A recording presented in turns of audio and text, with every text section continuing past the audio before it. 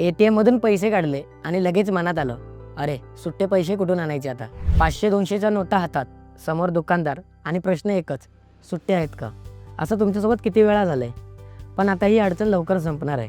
कारण ATM मधून फक्त 100, 200, 500 नाही तर थेट 10, 20 आणि 50 रुपयाच्या नोटाही मिळणार आहेत.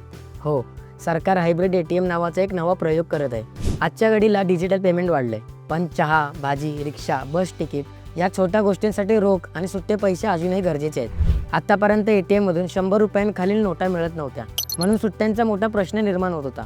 हा प्रश्न सोडवण्यासाठी नवीन हायब्रिड ATM बसवले जाणार आहेत, ज्यातून तुम्ही तुमच्या गरजेनुसार लहान रकमेच्या नोटा काढू शकणार आहात. या योजनेचा पायलट प्रोजेक्ट आधीच मुंबईत सुरू झाला आहे. रेल्वे स्टेशन, बस स्टँड आणि गर्दीच्या बाजारपेठांमध्ये हे ATM बसवले जाणार आहेत. याचा सर्वात मोठा फायदा होणार आहे ज्येष्ठ नागरिकांना, रोजगारीवर काम करणाऱ्या मजुरांना, रिक्षा चालकांना आणि छोट्या दुकानदारांना.